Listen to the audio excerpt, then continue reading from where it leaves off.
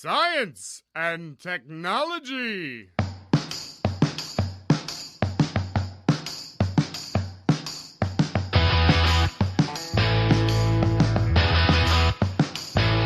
Estamos on com mais um Ciência On, dessa vez com uma pauta musical trazida aqui pelo Felipe Gomes. Hoje vamos receber a professora Patrícia Maria Vanzella, que vai falar sobre música. Eu sou Pedro Altreto, professor da UFABC, e a música é o tipo de arte mais perfeita, nunca revela o seu último segredo. Eu sou o Célio Angolini, professor também aqui da UFABC, e estou me sentindo hoje bastante musical nessa véspera de feriado. Eu sou o Arthur Ferreira, aluno de Física da UFABC, e eu sou do metal. Eu sou o Thiago, aluno de Neurociência aqui, e eu amo música, mas eu não aguento mais meu vizinho tocando saxofone todo dia às 7 da manhã. Eu sou o Felipe Gomes, também aluno da Neuro da UFABC. A minha sorte é que uma vizinha violinista se mudou pro meu prédio. Felipe, hoje então a gente vai ter música. Quer apresentar a nossa convidada, por favor? A professora Patrícia se formou pela Escola de Comunicações e Artes da Universidade de São Paulo e pela Academia Franz Liszt de Budapeste.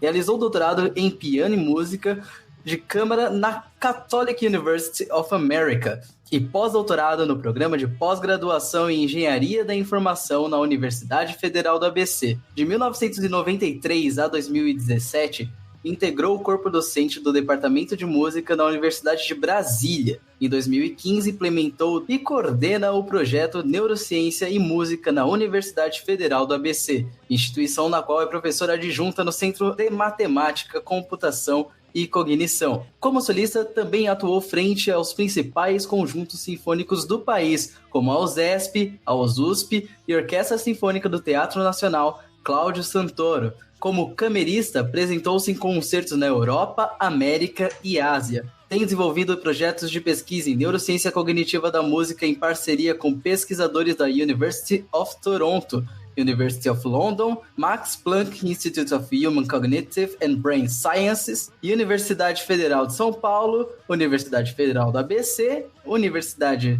de São Paulo e Instituto do Cérebro do Hospital Israelita Albert Einstein, também em São Paulo. E é líder do grupo de pesquisa em neurociência e música na UFABC.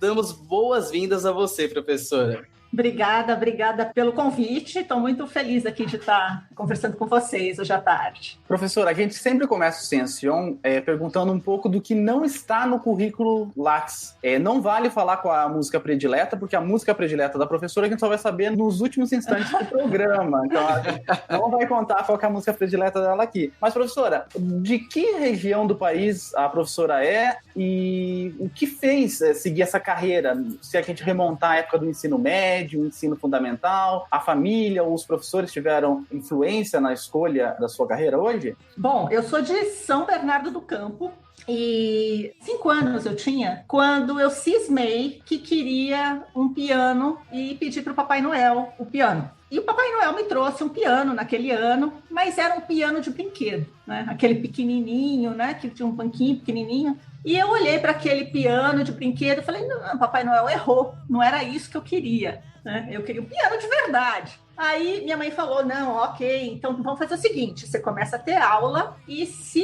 realmente você gostar disso, no ano que vem, né, você pede de novo um piano pro Papai Noel e aí ele traz né, de verdade. Então, assim, eu não sei de onde eu tirei essa ideia, realmente não lembro porque que eu cismei que eu queria tocar piano, mas comecei a ter aula de piano aos 6 anos de idade e, de fato, gostei. Depois de um ano eu ganhei um piano de armário, né?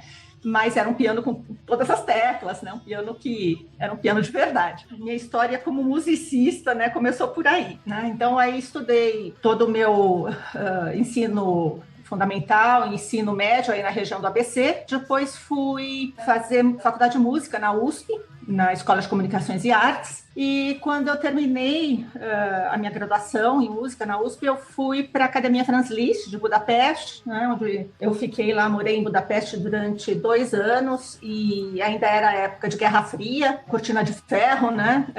Foi uma experiência assim, muito interessante morar lá nessa época. Depois eu fiz meu doutorado, né, em piano e música de câmara nos Estados Unidos, né? Mas entre uma coisa e outra, muita coisa aconteceu. Eu casei, tive filhos e, na verdade, a gente foi morar nos Estados Unidos porque meu marido virou diplomata, enfim. Aí eu falei, bom, vou aproveitar esse tempo e vou fazer meu doutorado, né? E aí fiz o meu doutorado lá. Bom, tudo isso, né, formação acadêmica inteira como musicista. E uns 15 anos atrás, eu estava tomando um café com uma colega minha, na verdade mãe de uns amigos do meu filho, da banda do meu filho. Ela era neurologista e conversa vai, conversa vem. Ela veio para mim com um artigo que falava da organização cerebral, do processamento musical. Falou, olha, acho que você vai gostar de ler isso. Eu descobri ali um universo, né? Falei, nossa, olha só que sensacional isso aqui. Tem ferramentas, né, de pesquisa aqui para investigar algumas perguntas que eu me fazia como musicista. Foi ali que deu um clique, né, da neurociência e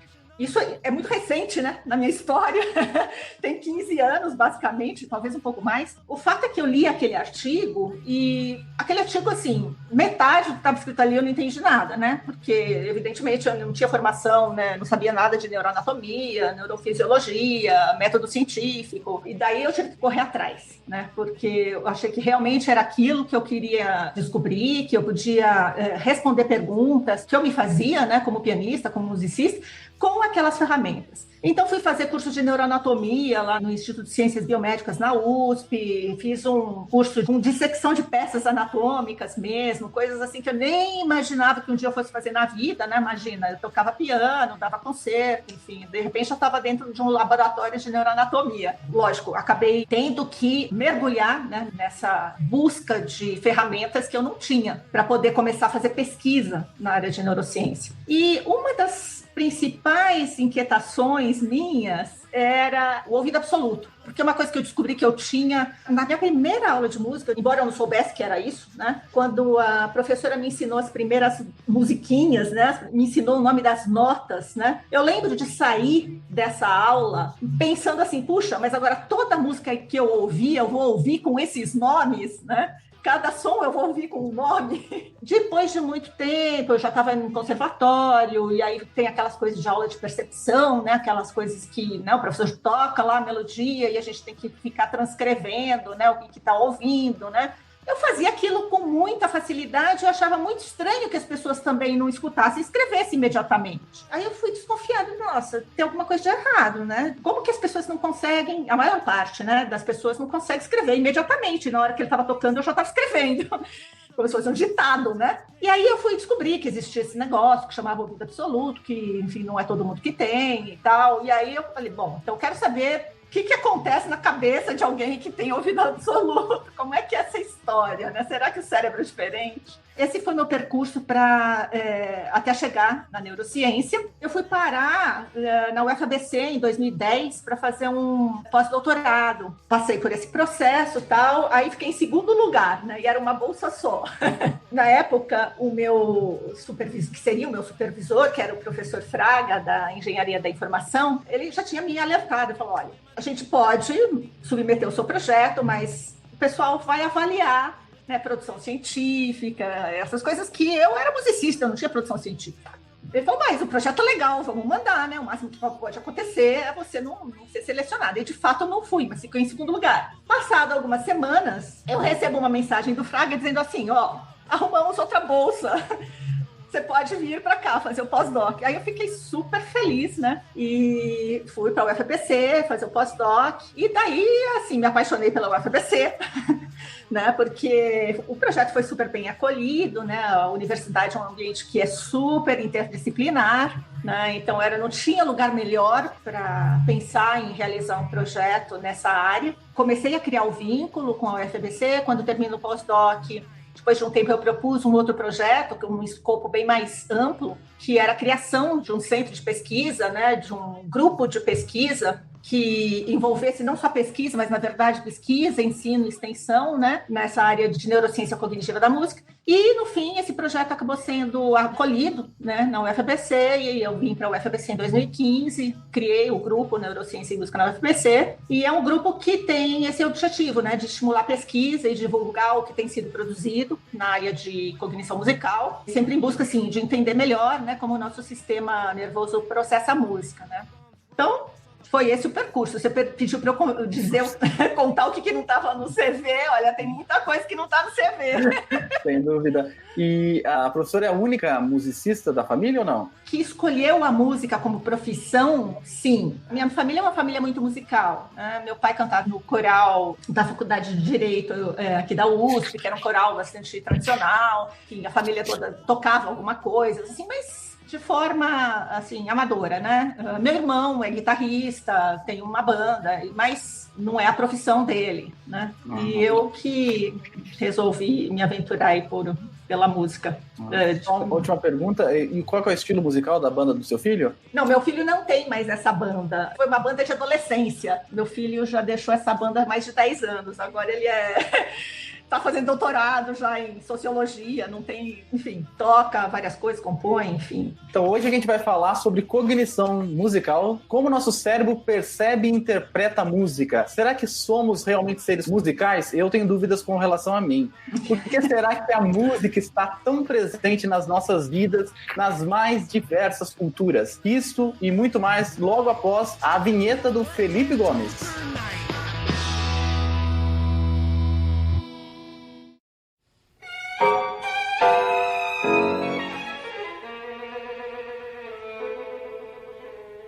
Bom, Patrícia, para começar, a gente gostaria de iniciar no básico, né? Não é todo mundo que tem conhecimento em música, então a primeira pergunta, o que é música? E a música, ela nasce antes dos músicos ou dos musicistas ou somos todos músicos? Nossa, só essa sua pergunta dava para um programa inteiro.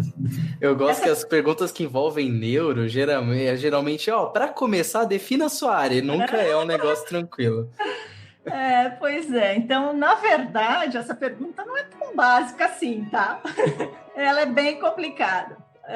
Não sei se vocês já tentaram abrir um dicionário no verbete música para ver como é que o dicionário define o que é música. Selecionei 3 definições de música para vocês aqui, ó. Verbete do American College Dictionary. Música é uma arte do som que expressa pensamentos e sentimentos através dos elementos da melodia, harmonia e ritmo. Outra definição, do Cambridge English Dictionary Online. Música é um padrão de sons feitos por instrumentos musicais, vozes ou computadores, ou uma combinação destes, destinados a dar prazer às pessoas que o escutam. E uma terceira definição, do Oxford Universal Dictionary. Música é a arte de combinar sons com vistas a alcançar a beleza da forma e a expressão do pensamento e do sentimento. Aí eu pergunto para vocês, mas vocês acham que a função da música está restrita a propiciar prazer ou a expressar beleza ou pensamento ou sentimento? Será que melodia, harmonia e ritmo são elementos imprescindíveis para definir o que é música? O que vocês acham? Eu acho que eu tendo a ter, pelo menos, um viés, assim, de já ter feito a matéria, mas depois de chafurdar um pouquinho nesse mundo da cognição musical, eu acho que o significado de música está muito mais ligado à subjetividade humana, ao que a gente interpreta desses sons, do que ao arranjo deles fisicamente, do que o som que o saxofone produz ou a sequência que aquela orquestra está trabalhando.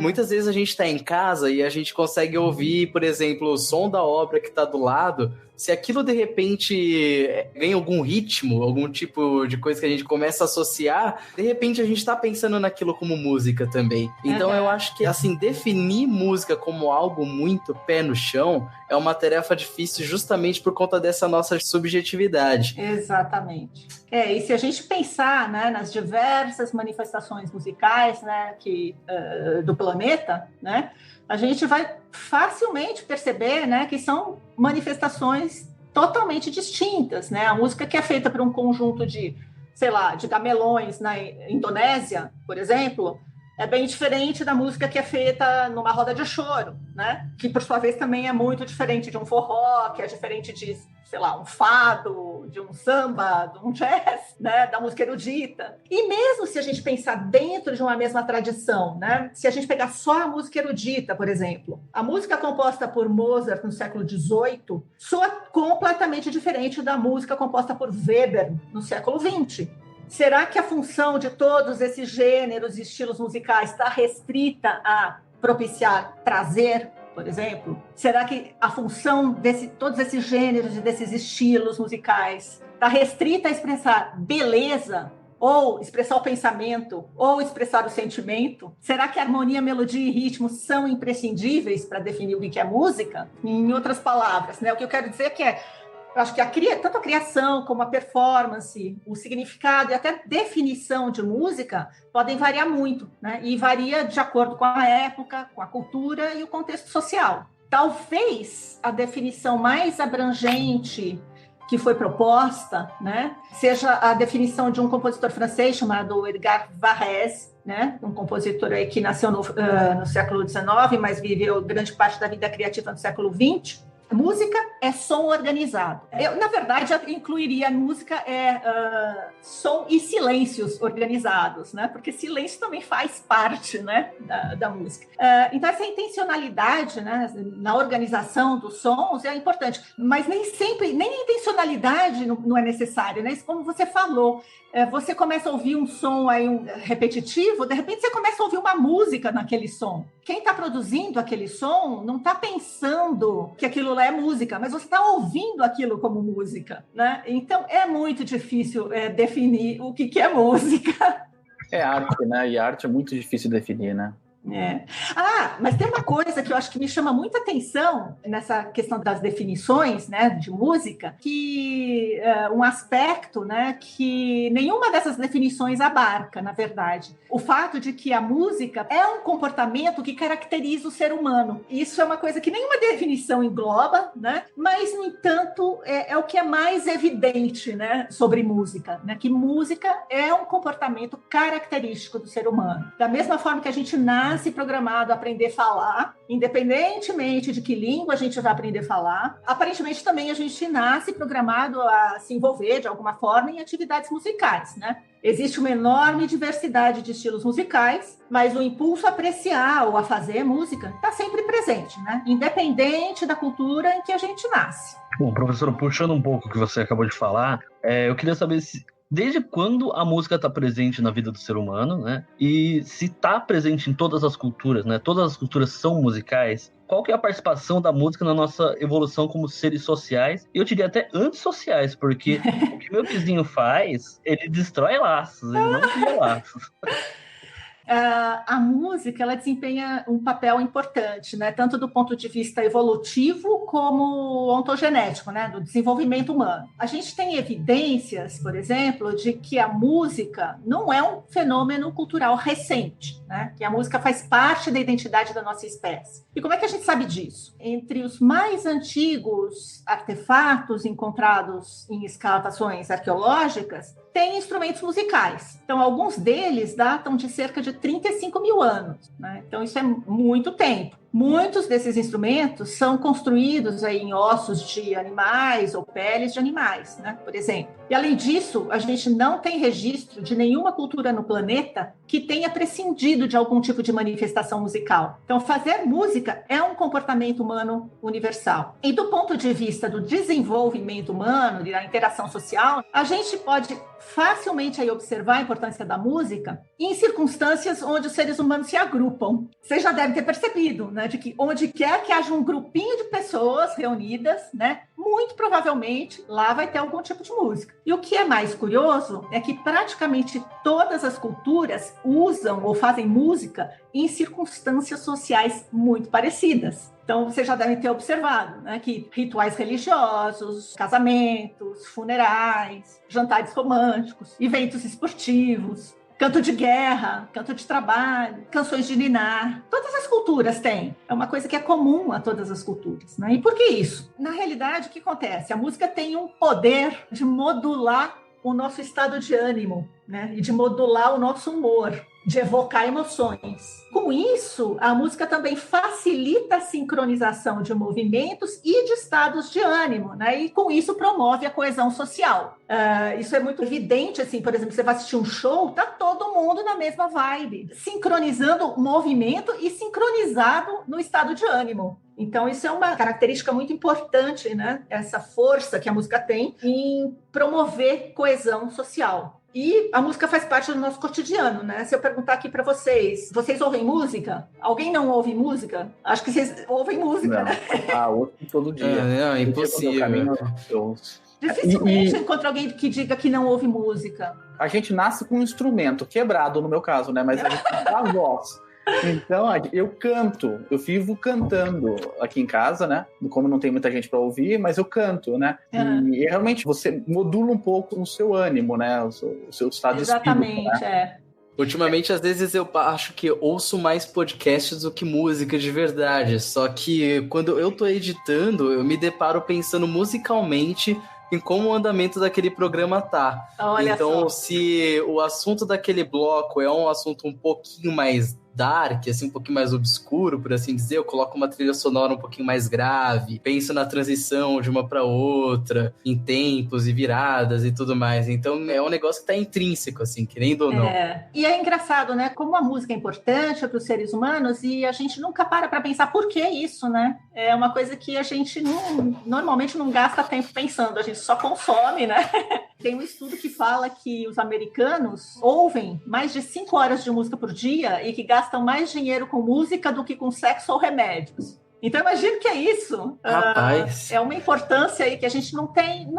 Enfim, eu nunca tinha parado para pensar nisso, né? Saiu uma pesquisa interessante falando de música, saiu nessa semana no streaming, que 90% do que as pessoas ouvem está relacionado a apenas 1% dos artistas no mundo, né? Uau! No streaming, então, é ligado à cultura mais ocidental, né? Que gosta bastante, mas é incrível, né? Assim. Sim. Pois é, não, isso é interessante, né? Porque isso é uma coisa que acontece hoje, né? Porque a gente tem essa facilidade aí de num clique estar escutando o que a gente quiser, né? Mas isso é uma coisa muito recente também, né? Se a gente pensar que o fonógrafo foi inventado no fim do século XIX, essa possibilidade de registrar a música é muito recente. Antes da invenção do fonógrafo, para você ouvir música, você tinha que fazer música, né? Ou se reunir com amigos, se reunir. E música era uma atividade muito mais social do que ela é hoje. Hoje, música é uma atividade muito mais individual, porque a gente está, né, o tempo todo com os nossos fones de ouvido, consumindo a nossa música, né? Que normalmente é aquela música que está sendo bombardeada, né? Pelos meios de comunicação, enfim. E a música que chega até nós também, né? Mas essas músicas mais tradicionais, enfim, eu acredito mesmo que tem que se fazer um resgate aí, né, dessas tradições aí que estão meio perdidas, né, nesse universo aí tão dominado pela música ocidental. Eu lembrei que teve uma vez que eu tava tendo a tua aula, comentei alguma coisa da aula com meus amigos e a gente começou a conversar o quanto, tipo,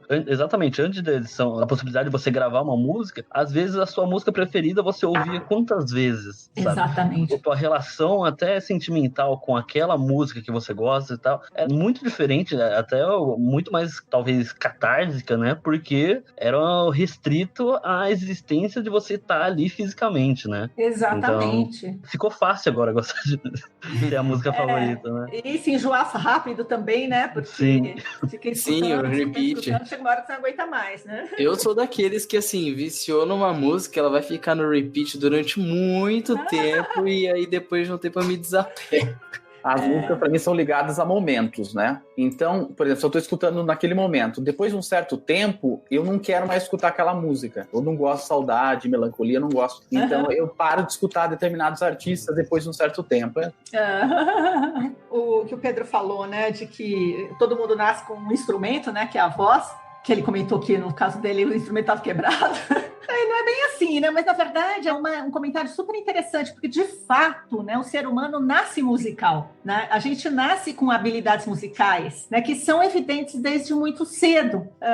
Algumas a gente definitivamente nasce com elas, outras a gente desenvolve, né, muito cedo. Por exemplo, a habilidade de detectar regularidade em padrões temporais, né? A gente já nasce com isso. Tem estudos mostrando aí com bebês de 2, 3 dias dias de vida, né, que eles já demonstram, né, que a percepção de pulso, né, é inerente ao sistema nervoso. Os bebês também são super sensíveis às relações entre as alturas musicais. Eles percebem contorno já com muita clareza. Tanto é que quando a gente conversa com o bebê, a gente articula muito o contorno da fala, né? Com sobe e desce, né? Porque a gente percebe que eles interagem, né, a essa nossa fala aí com contorno exagerado. Reconhecem melodias familiares. Tem estudos aí mostrando que bebês de 2 meses já são capazes de reconhecer melodias familiares. Tem um estudo muito interessante aí com bebês recém-nascidos de 1 a 3 dias, com imaginamento funcional por reodissonância magnética, que mostram que esses bebês ativam regiões límbicas, né, que são regiões envolvidas no processamento de emoções, da mesma forma que adultos, né? Então, assim, com poucos dias de vida, a gente já vê o envolvimento de regiões envolvidas no processamento de emoções nesses bebês. Então, a gente já vem, né, com um hardware aí musical, né? E a gente só vai implementando aí outros recursos depois, enfim, que a gente vai desenvolvendo. Evidentemente, a exposição também é muito importante, né? Quanto mais a gente ouve uma determinada música, a gente passa a internalizar, a fazer esquemas mentais, né, dessa música, né? Isso vai construindo, né, o nosso universo auditivo, né, vai dando referências para a nossa escuta, para a nossa percepção auditiva, né, fazendo com que a gente, né, aos poucos também seja capaz de inferir e fazer previsões temporais, melódicas, harmônicas, né? Isso é muito curioso, porque isso é uma coisa que deriva da exposição, né? Então, um outro estudo também mostrou que bebês assim, de 2 a 6 meses de idade, eles são capazes de detectar violações em padrões rítmicos típicos da música ocidental e típicos de outras culturas também. Depois dos 12 meses, essa sensibilidade é maior para os ritmos ocidentais só. E o que isso quer dizer? Que houve um processo aí de enculturação, né? Então, a gente tem essas duas coisas, né? O que a gente já traz, né, no nosso genoma e o que a gente constrói a partir da experiência, da exposição com música do nosso ambiente, do nosso dia a dia, da nossa cultura.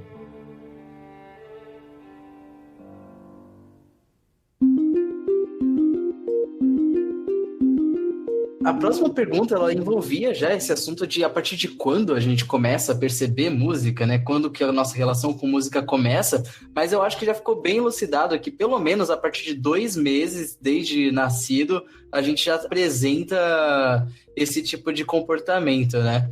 Na realidade, o nosso sistema auditivo, ele já está funcional a partir da 25ª semana de gestação, né? Ah, que bacana! Então, todo aquele papo de, escuta tal música na gravidez, realmente tem um fundamento. Então, a partir da 25ª semana de gestação, o bebê já está ouvindo o que está acontecendo, tanto dentro da mãe como fora dela. Lógico que há uma atenuação, né? O som é atenuado em alguns decibéis, né? Pelo líquido amniótico e tal, mas mesmo assim, o feto já está ouvindo aí os barulhos da mãe, os barulhos de fora, o que está acontecendo, né, no ambiente. Essa experiência já começa a construir, né, o universo auditivo do bebê, né? Então, por exemplo, o coração batendo, o coração da mãe batendo, já é uma referência, né, de informação temporal, de pulsação, né? Por isso, provavelmente, que os bebês já... Quer dizer, por isso, enfim. Aquele estudo que mostrou, né, que os bebês já nascem com essa percepção, né, de pulsação em música, é porque o bebê já está acostumado a ouvir, né, essa pulsação dentro do ventre materno, né? Ah, faz sentido. Aí eu queria lançar uma pergunta que é para os ouvintes curiosos ou os ouvintes que são alunos de neurociência também, para eles elucidarem um pouquinho mais na cabeça deles como que é esse processo de escuta da música. Como que a música é percebida primeiro pelo nosso sistema auditivo e que caminho o som percorre, que transformações ele sofre até ser interpretado no nosso sistema cognitivo. Assim, eu sei que é um caminho complicado, que você pode simplificar o quanto você quiser. Ok, então, são várias etapas, né? Eu vou tentar fazer um resumão aqui. Então, primeiro, para a gente escutar qualquer coisa, é necessário que tenha um som, né? Então, o que é o som? Né? O som é algo que resulta do movimento de compressão e descompressão de moléculas do ar, né? Quando um objeto é, sei lá, golpeado de alguma forma, ou seja, golpe de baqueta em um tambor, ou friccionando o ar numa corda de violino, enfim. esse golpe inicia, né, então, o movimento de compressão e descompressão nas moléculas do ar, ou não só do ar, né, na verdade, de qualquer meio, o som ele se propaga em qualquer meio, é que normalmente a gente ouve música, né, no ar, né, e essas alterações de pressão, elas produzem uma onda, que pode ou não ser uma onda periódica, né? As ondas periódicas produzem o que a gente percebe como sendo som musical, né? Um som que tem uma altura definida. Se essas ondas estiverem dentro de uma determinada faixa de frequência, elas vão fazer vibrar o nosso tímpano, né? Que é uma membrana que está dentro da nossa orelha, e ao fazer vibrar o tímpano, essa membrana coloca em movimento 3 ossinhos, que são os menores ossinhos que a gente tem no nosso corpo, que estão ali na orelha média. A função desses ossinhos é ampliar a pressão das vibrações, né, de forma que elas possam ser efetivamente processadas na nossa cóclea, que é onde vai acontecer o que a gente chama de transdução de um sinal que até ali era um sinal mecânico em um sinal elétrico, né, que é esse sinal que vai ser interpretado pelo nosso cérebro, né? Então, esse sinal elétrico, a gente vai dizer que é a moeda corrente do cérebro. O que vai efetivamente fazer a gente interpretar aquele som como sendo um som musical é esse percurso, né, das vibrações sendo transduzidas e se tornando um sinal elétrico, e esse sinal elétrico vai seguir um caminho específico. Quer dizer, na realidade não existe um caminho único. A gente tem que lembrar que a gente está falando de um estímulo que é multidimensional, que engloba tanto dimensões básicas, né, como altura, intensidade, duração, timbre,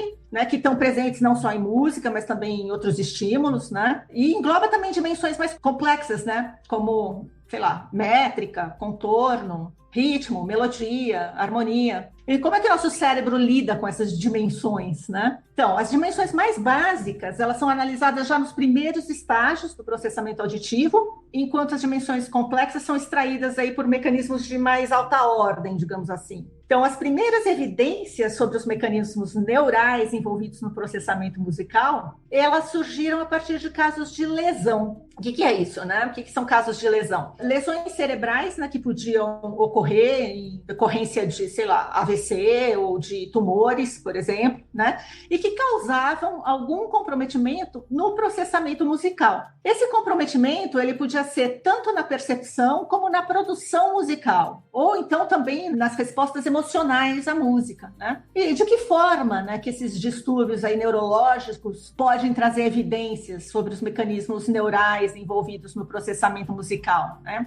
Então, por exemplo, se um paciente teve uma lesão em determinada área cerebral e por causa dessa lesão ele passou a não ser mais capaz de discriminar alturas musicais, e outro paciente teve também uma lesão, mas em outra área cerebral, e essa lesão tornou esse segundo paciente incapaz de discriminar ritmo, mas preservou a capacidade de discriminar altura. Esse tipo de evidência permite inferir que as alturas musicais e os ritmos talvez sejam processados por mecanismos cerebrais distintos, né? Então, os primeiros estudos, né, esses estudos feitos a partir de casos de lesão, trouxeram essas informações para a gente, né, que lesões no lobo temporal direito, né, que é uma área do cérebro aí, que contém o córtex auditivo, né, levam à dificuldade em discriminar padrões de altura, sem prejudicar a discriminação de padrões de ritmo. E lesões no lobo temporal esquerdo levam a dificuldades em discriminar padrões de ritmo, mas sem prejuízo na discriminação de sequências sonoras que diferem padrões de altura. Aspectos temporais e aspectos tonais são processados separadamente. Então, a partir desses casos, começou a ter evidências do processamento neural de aspectos musicais. Com o surgimento das técnicas de neuroimagem aí pelo último quarto do século XX, né, a gente passa a ser capaz de visualizar áreas e mecanismos cerebrais envolvidos no processamento musical, né, coisa que até então, né, não era possível, né, a gente não conseguia ver o cérebro de alguém saudável funcionando lá dentro, né, como é que o que está acontecendo no cérebro enquanto o sujeito está ouvindo música. Então, por isso que as primeiras evidências são de casos de lesão, mas com a neuroimagem a gente passa a ser capaz de estudar esses processos, né, envolvidos em ouvir ouvir ou fazer música em indivíduos saudáveis. E hoje a gente sabe que música não é processada em uma área específica, né? Cada uma daquelas dimensões envolve diferentes áreas e mecanismos que se interconectam, mas não existe uma área específica onde a gente possa dizer aqui é onde se processa a música. Isso não existe. E outra coisa que é muito importante, que é legal destacar, é de que ouvir música e, sobretudo, fazer música envolve praticamente todas as funções mentais. Envolve atenção, envolve memória, envolve emoção, percepção, planejamento motor, etc, etc. A música, ela envolve os aspectos mais complexos da cognição humana. E por isso que estudar como o cérebro processa a música pode ser uma forma de entender melhor o próprio funcionamento cerebral, porque ela envolve todos esses aspectos. E no quesito da percepção, como que é a percepção musical? As pessoas percebem a música, todos percebem a música da mesma maneira? Tem fatos bastante curiosos, eu já li sobre, por exemplo, sinestesia, de pessoas que ouvem uma música e enxergam uma cor, sentem um gosto. Você falou também do próprio ouvido absoluto, né, que você enxerga as notas. O que é também o ouvido absoluto? Você poderia falar um pouco pra gente? Bom, ninguém percebe o mundo da mesma maneira, né? E com a música não é diferente. Tem vários fatores aí que são importantes, né, na nossa percepção do mundo e também na nossa percepção musical, como exposição, a familiaridade, o treinamento, experiências de vida, né? Tudo isso pode modular a forma como a gente percebe e processa a música. Com relação ao que você levantou, esse traço cognitivo aí que a gente chama de ouvido absoluto, a gente consegue traçar aí, pesquisas científicas desde o século XIX, né, sobre o ouvido absoluto, mas houve um aumento significativo agora, né, na virada do século XX para o XXI, no número de pesquisas, né, sobre o ouvido absoluto, justamente derivada do fato de que hoje a gente tem mais recursos, né, para investigar isso. O que é o ouvido absoluto, né? Vamos lá, vamos tentar definir primeiro o que é isso, para quem não sabe, né? O ouvido absoluto é uma habilidade que algumas pessoas têm de associar nomes de nota ao som, né? Sem referência externa. Então, vamos lá. Se toca uma buzina, sei lá,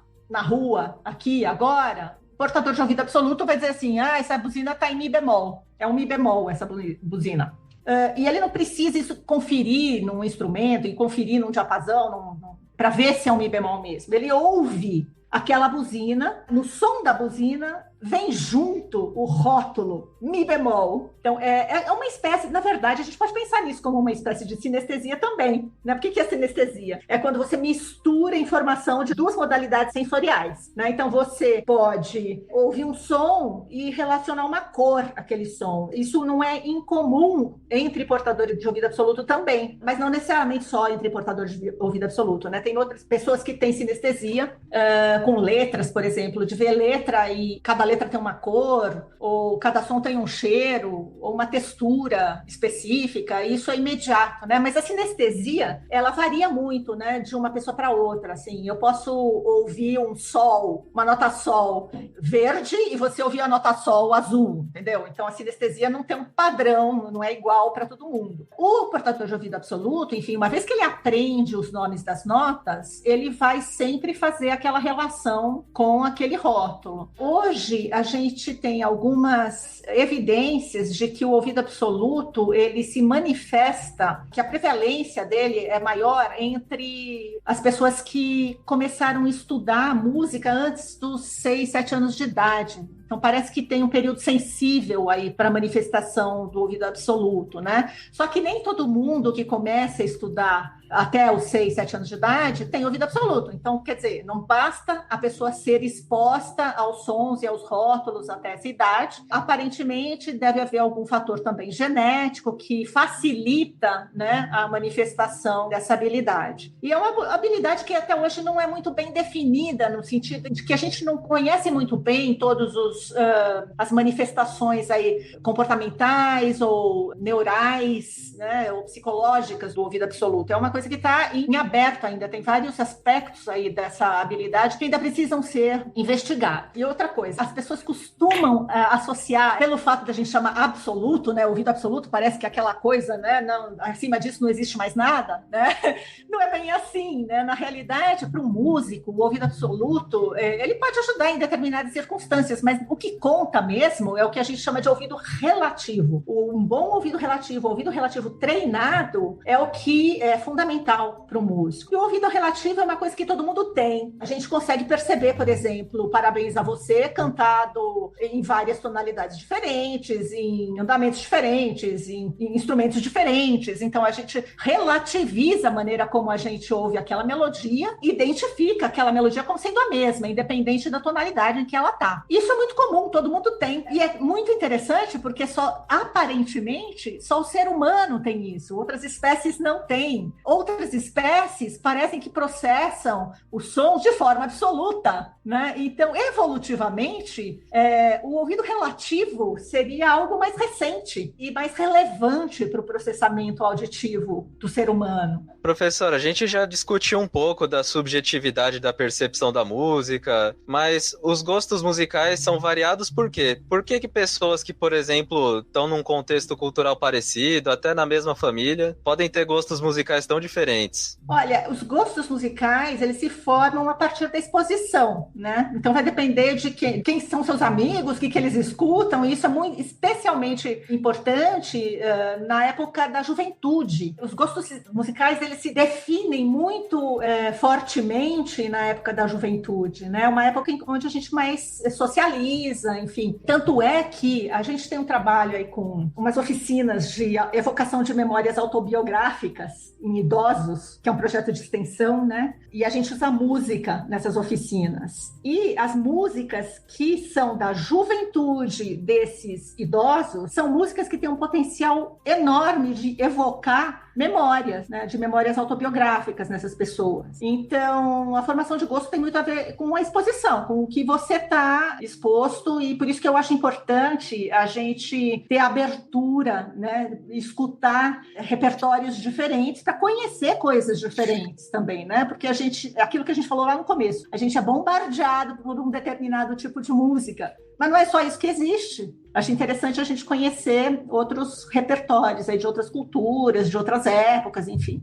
E aprender a fazer música, a tocar um instrumento, ou mesmo cantar, é uma habilidade universal? Ou algumas pessoas realmente têm mais facilidade que outras? Eu já falei que fiz 4 anos de música, né? E eu realmente percebi que eu não tinha qualquer talento para tocar um instrumento. A gente nasce com habilidades musicais básicas, né? A gente já falou isso, a gente desenvolve também muito cedo habilidades musicais, mas tocar um instrumento é algo que precisa de um investimento, né? De motivação, de tempo, né? Eu acho que, assim, a questão do talento é uma coisa que ainda não está bem estudada. Tem alguns grupos de pesquisa que têm se dedicado recentemente a isso, mas a gente não tem aí muitas evidências ainda que a gente possa destacar. Mas, assim como a gente vê talento para outras coisas, a gente vê talento também na música, né? A gente vê pessoas que têm mais facilidade para, sei lá, para jogar futebol, outras pessoas que têm mais facilidade para tocar saxofone, né? Talvez não seja o caso do seu vizinho, né? Mas, enfim, então, essa coisa do talento, talvez tenha um pouco de... A gente tem aí também algumas evidências de que existem grupos identificando genes que estão associados a habilidades musicais, mas é uma pesquisa ainda muito embrionária, né, digamos assim.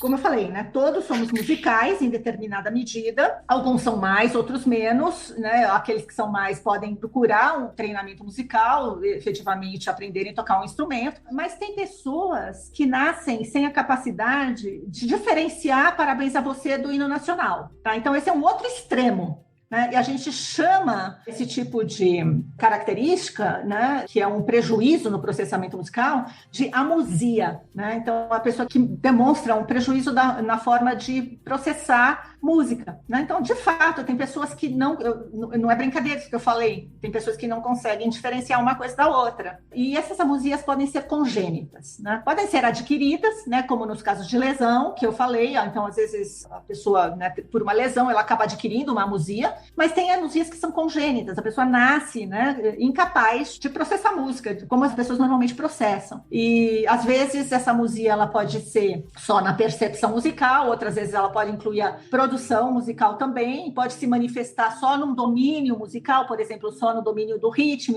ritmo, só no domínio melódico, de processamento de alturas, mas é, assim, uma característica que é possível, né? Existe esse extremo. A gente está seguindo para a segunda parte do nosso episódio, em que a gente vai começar a falar um pouco mais sobre o efeito da música nas percepções ou nos sentimentos das pessoas. Algumas pessoas, elas dizem, né, acham, né, eu também acho, que a música, ela é o sentido mais multitarefa que a gente pode ter. Tipo, a gente pode estar fazendo uma outra coisa e escutando música. Isso é verdade ou não? Realmente eu escuto e vejo ao mesmo tempo ou tem que estar correlacionado? Como que isso pode ser? Sim e não, né?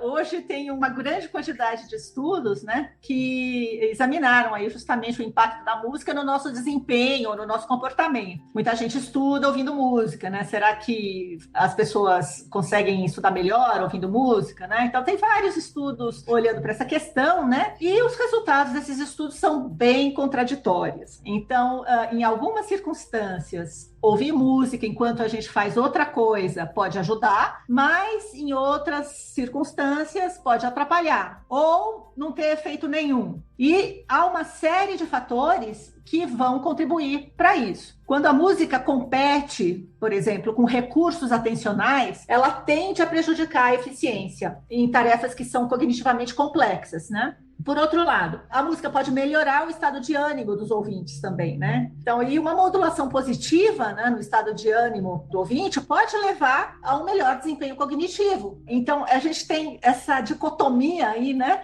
Ao mesmo tempo que ela compete por recursos atencionais, né, ela melhora o estado de ânimo. Então, melhorando o estado de ânimo, você pode, né, ter um melhor desempenho cognitivo, mas, por outro lado, ela pode também interferir, roubar a atenção da tarefa principal. Isso depende, então, o que a gente tem visto, né, no geral, né, nesses estudos, é que depende muito do tipo de tarefa. Então, música geralmente costuma melhorar o desempenho em tarefas que são monótonas, a tarefas com baixa demanda cognitiva. E isso pode acontecer por dois mecanismos, né? Tanto aumentando o nível de alerta, como distraindo a atenção da tarefa principal, né? Por isso, por exemplo, né, que muita gente treina, faz atividade física, sei lá, com música, né? Justamente porque ela compete por recursos atencionais, a música pode fazer com que o esforço percebido durante a atividade física seja menor. E, além disso, ao aumentar também o nível de alerta, a música em andamento rápido, normalmente, né?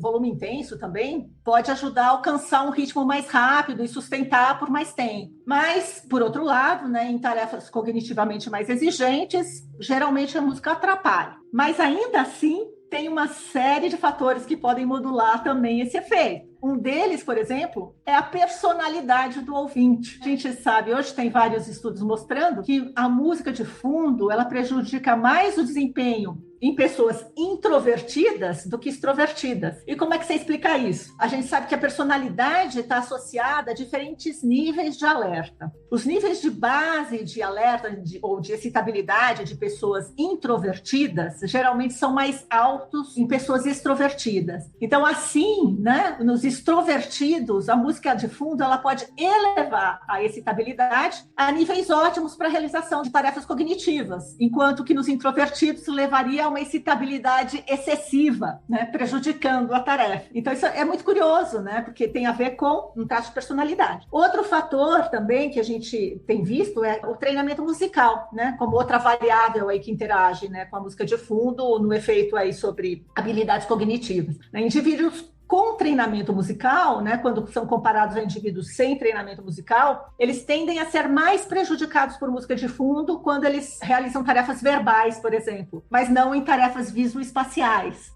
E, enfim, uma série de outros fatores, como preferências musicais. Então, se é uma música que você gosta ou que não gosta, que está tocando no fundo, às vezes você está num lugar tentando estudar, está tocando uma música que você não gosta, você não consegue se concentrar. A familiaridade com a música também pode ser um fator aí que influencia. Hábitos de estudo, né? Se você sempre estudou com música desde criancinha, é uma coisa que você já está acostumado a fazer. Agora, se você passa a estudar de repente, pode ser que aquilo te distraia. Contexto também. Então, se você está num ambiente que está muito silêncio e de repente começa a tocar uma música, aquela música vai te distrair do que você está fazendo. Por outro lado, se você está num café barulhento, é melhor você botar uma música, ficar ouvindo a música, que a música vai mascarar os sons do ambiente e de repente te faz concentrar melhor, né, naquilo que você está fazendo. Andamento da música, volume, lógico, se uma música muito alta também pode interferir. se é instrumental ou se é vocal, né? Músicas vocais costumam atrapalhar mais do que músicas instrumentais, né? Então, tem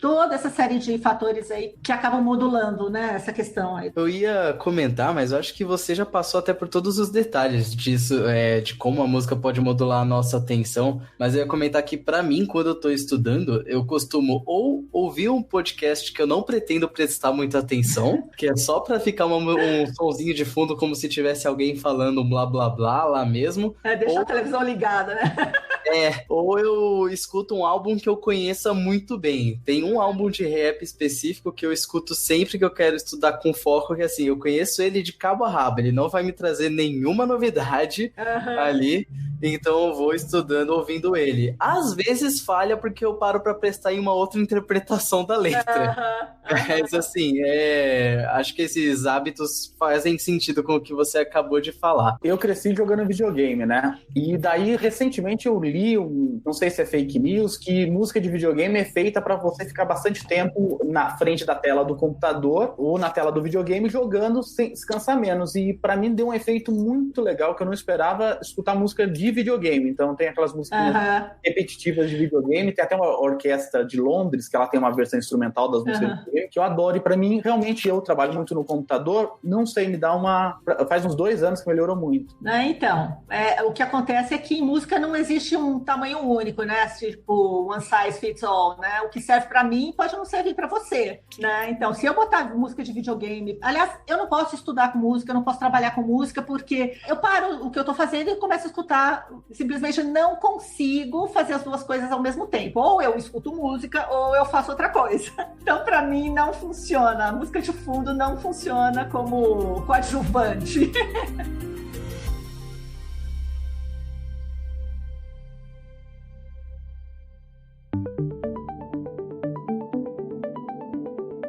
A gente viu como a música é capaz de induzir ânimos nas pessoas, induzir até estados cerebrais, mas e o doping? É verdade essa história de que as pessoas podem se dopar ouvindo música? Olha, é verdade, viu?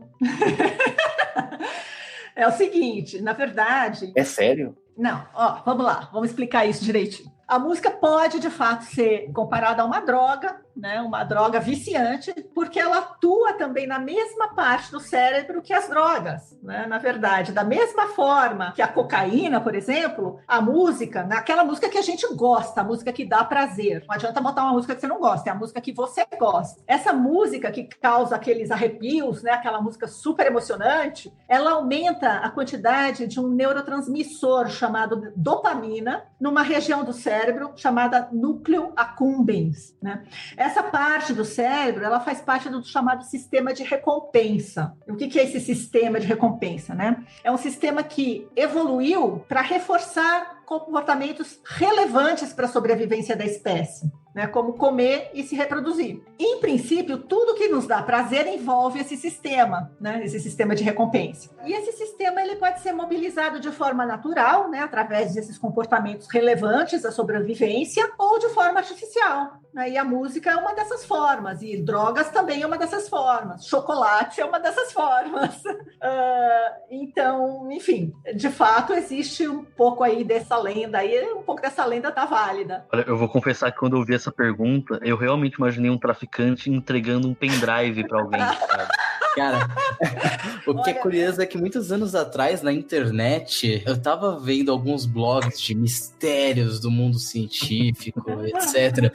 E tinha um boato de que era um áudio que, se você reproduzisse ele durante, tipo, em certos períodos da tarde, assim, entre tarde e noite, durante alguns dias, você começaria a ter sonhos lúcidos e alucinações doidas e tal.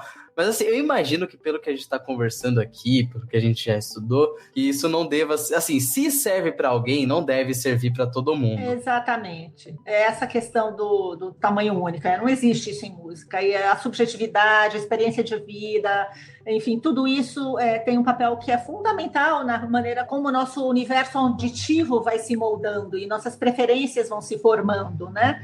Então, não. Se você fosse me entregar esse pendrive, provavelmente podia ser que funcionasse para você, mas pode ser que para mim não funcionasse, entendeu? Entendi. Bom, professora, estamos partindo aqui já para quase o final, mas eu já tenho uma outra pergunta que é, mesmo as músicas, elas podem despertar sensações completamente diferentes em espectadores diferentes? Olha. E é uma coisa que eu só complemento aqui, faz um pouco parte da minha pesquisa voltada para neurociência e cinema. Que e legal. Aí cai um pouco nessa questão e eu realmente estou bem interessado nisso, porque eu sei como pode ser subjetivo isso. Exatamente, a partir de tudo que a gente conversou até aqui, né, acho que está bem claro, né, a subjetividade nas experiências individuais aí desempenham um papel fundamental na forma como a gente escuta o mundo, né, e a música, né, tá aí. De fato, né, a gente não sabe como uma mesma música vai ser percebida por outro, ou melhor, como ela vai ser sentida por outra pessoa. Agora, isso é uma distinção interessante de se fazer.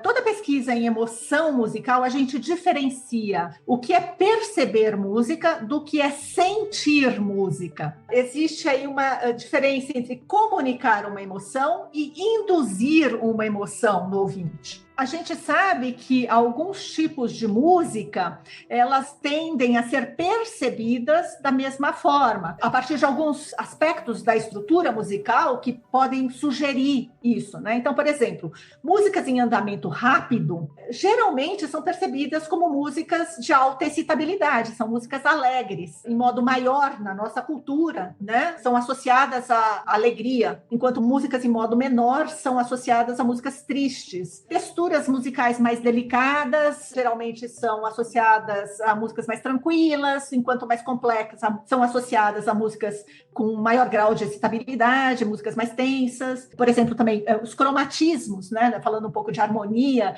Quanto mais cromática uma música, maior o nível de tensão nessa música. Isso é da forma como a gente percebe, os ocidentais, né? Tem características na estrutura musical que, de fato, parecem que transmitem uma informação sobre emoção, né? E as pessoas percebem aquela informação daquela forma. Uma coisa é você perceber a música como sendo alegre, ou triste, ou relaxante. Outra coisa é ela ser capaz de induzir esses estados em você. Isso vai depender, de novo, de vários fatores, né? Como a experiência de cada um, e aí, enfim, familiaridade, agradabilidade, assim por diante. Então, tem essa questão que eu acho que é muito importante a gente colocar, né? Tipo, música triste. Muitas vezes a gente percebe essa música é uma música triste, mas você fica triste ao ouvir a música? Né? Às vezes não, você só percebe que é uma música triste. E às vezes essa música triste é até interessante, porque às vezes as pessoas buscam ouvir uma música triste. Por que as pessoas buscam ouvir uma música triste? Porque, de certa maneira, a música triste, ela tem um aspecto assim meio empático, né? Ela é um ombro, né? Onde você se encosta quando você mesmo está se sentindo triste, né? Você precisa daquele tipo de conforto, né? Parece que você sintoniza com o astral da música. Então, enfim, não sei se eu respondi a sua questão,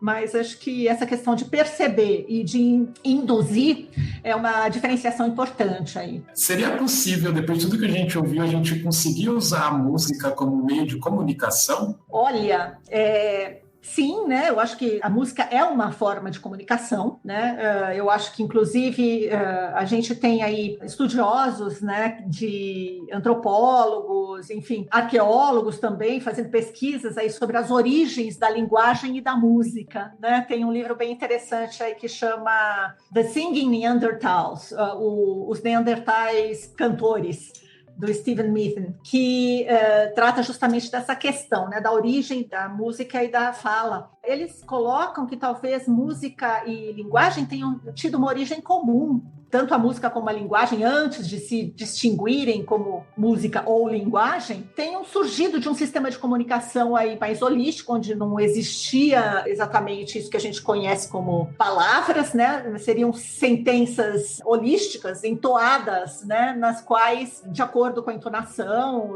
o contorno, você transmitiria alguma mensagem. Isso é uma coisa que, para mim, parece bastante plausível, né? Como é que a linguagem evoluiu? Parece plausível que tenha evoluído construído a partir de um sistema de comunicação de sons que eram modulados aí de uma maneira bastante musical. O que esses pesquisadores, esses estudiosos colocam é que talvez essa diferenciação ela tenha acontecido há cerca de 200 milhões de anos atrás, né, na época em que surgiu o Homo sapiens, e que aí esse sistema de comunicação holístico, aí, meio verbal, entre aspas, meio musical, entre aspas, tenha efetivamente se diferenciado nesses dois sistemas. A música, de um lado, né, que tem esse poder de comunicar emoção, e a linguagem de outro, que tem essa característica, né, de transmitir informações fechadas, né?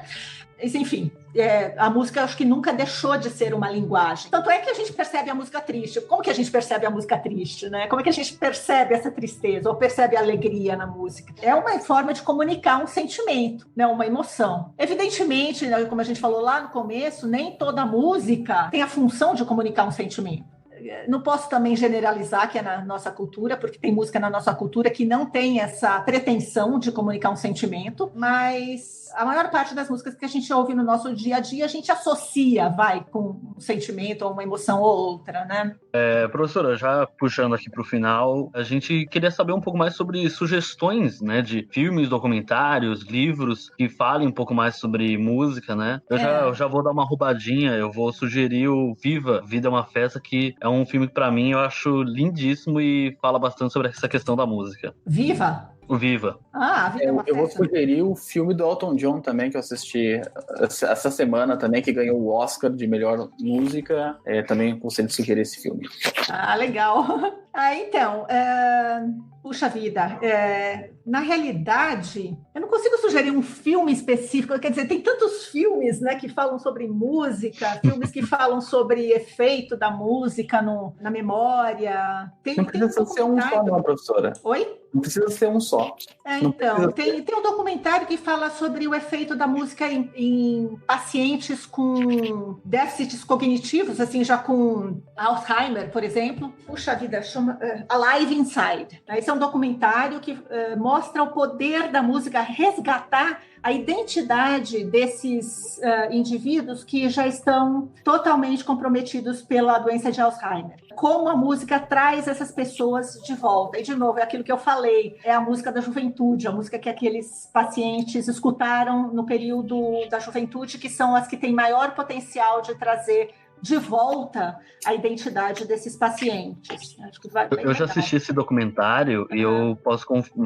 realmente, gente, tem cenas que, sabe, a pessoa, ela parece que ela tá fora do ar, de repente ela começa a ouvir a música, parece que ela vai acordando, sabe? Pois é. É muito bonito mesmo. Impressionante, né? Parece que ouvir música, pelo que eu entendi do todo episódio, ouvir música é um excelente exercício pro cérebro, me parece, né? Porque se mexe em várias regiões pro cérebro, né? A gente tá terminando o nosso podcast. Esse episódio aqui é devido... Esse ano é o Ano Internacional do Som. A gente vai fazer um programa especial só sobre as músicas prediletas dos nossos integrantes aqui do Ciencion. Mas a gente deixou uma pergunta lá atrás, eu já sei a resposta, porque todo músico responde assim. Mas vou tentar um pouquinho. Qual que é a música predileta da professora? Pode falar que ninguém vai julgar. Nossa, essa é uma pergunta... Vocês começaram com uma pergunta difícil e terminaram com uma mais difícil ainda. É difícil, né, destacar uma música predileta, né? É muito difícil. Enfim, a minha formação toda como musicista é uma formação em música erudita, né? Então, enfim, como pianista, tem aqueles anos e anos de treinamento, né? Em todo aquele repertório tradicional, né? Eu acho que eu não vou destacar uma música, mas eu vou destacar uma obra, né? Uma obra que é fundamental no repertório, né, ocidental, no cânone ocidental, é a obra de Bach. Johann Sebastian Bach, um compositor alemão, né, que nasceu aí no século XVII, morreu no século XVIII, 1750, e assim, não tem uma peça, uma música dele que não seja genial, né? O cara entendia e entendeu de tudo. Tanto é que Brahms, que é um outro compositor alemão, que é um dos meus prediletos também, né? Johannes Brahms, ele disse, estude Bach, ali você encontrará tudo. Né? Então, essa é a minha dica, tá? Estudem Bach, ouçam Bach, E ouçam Brahms também, Brahms é muito bom. Enfim, acho que é isso. Além de trazer informação sobre o assunto, a gente gosta de estimular também, principalmente estudantes do ensino médio, que estão começando a graduação, a conhecer diferentes tipos de pesquisa, que às vezes eles nem imaginam que aconteça. Então a gente sempre pede no final para o nosso convidado deixar uma mensagem para esses alunos. Olha só, eu vou deixar talvez duas mensagens. Uma é que nunca é tarde para vocês descobrirem coisas novas. Né? Eu fui musicista, ainda sou, né? Mas assim, fui só musicista até o final do meu doutorado. Né? Eu descobri a neurociência tem menos de 20 anos. Né? Quer dizer, para mim, né, que eu já estou com 50 e tralalá, isso é muito pouco tempo. E, assim, é uma área que me fascinou. Né? Então, a gente tem que estar sempre aberto a poder ser fascinado por experiências novas. Né? Então, acho que isso é uma coisa que é importante, especialmente alunos de ensino médio que muitas vezes chegam na hora de fazer um vestibular sem saber o que querem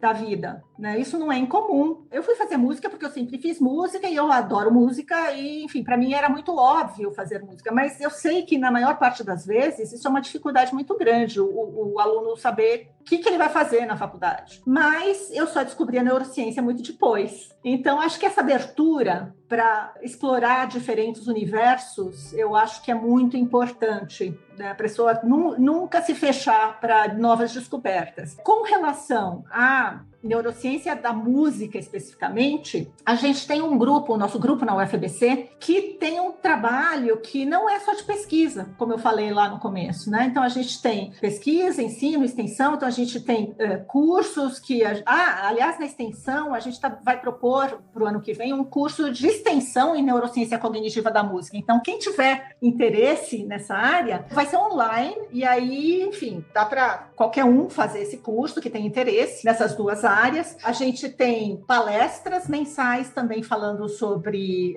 que são as conversas neuromusicais, que falam sobre essa intersecção entre música, psicologia, neurociência e outras disciplinas, né, também. A gente tem outros projetos de extensão também que a gente trabalha, então, assim, as pessoas são bem-vindas a participar, a colaborar, enfim, os alunos novos também entrando na UFABC, fazendo iniciação científica em neurociência da cognição musical, enfim, a gente tem aí uma série de possibilidades para acolher, né, essas pessoas que estão interessadas nesse assunto. A gente tem uma página institucional, onde vocês podem encontrar todas as informações, né, sobre o neurociência e música na UFABC, que vai ficar na descrição do post.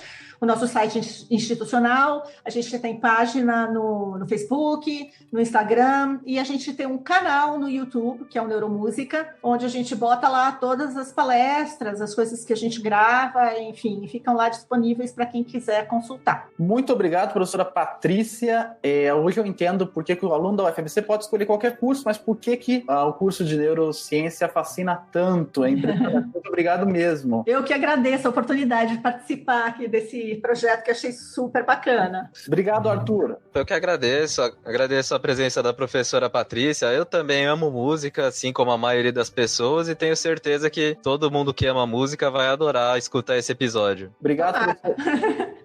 Obrigada a vocês. Célio Angolini. Obrigado, Pedro. Obrigado, professora Patrícia. Foi muito bom. Prazer te ouvir mesmo, aprender mais sobre esse assunto. Foi bastante interessante. Obrigado, Thiago Duarte.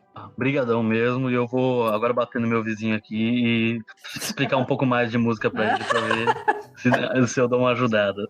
Obrigado, viu, Felipe, pela pauta impressionantemente bacana com a professora. Imagina, o prazer foi meu de ter, primeiro, a professora ter aceitado participar do Ciência On e de ter montado a pauta. Eu acho que é um assunto extremamente interessante que os nossos ouvintes vão gostar pra caramba. É uma das matérias que mais chama a atenção das pessoas que não fazem neurociência na UFABC. Quando você fala, olha, tem uma matéria sobre música e tal, muita gente que acaba fazendo, às vezes não são pessoas que estão necessariamente no curso de neurociências e acabam às vezes se convertendo para a área. É muito bacana. Olha lá, o Pedro vai mudar o próximo toque dele. Ah, sem dúvida, né? Ah, legal, legal. E muito obrigado a você que está escutando o Ciencion. Não esquece de nos seguir lá no Facebook, no Instagram, no Twitter e entrar na nossa página que é pesquisa.ufbc.edu.br/Ciencion. Se você não guardou esse nome completo, é só ciencion.com, entra lá ou mande contato@ciencion.com. Obrigado. Este podcast foi editado por Fê Gomes.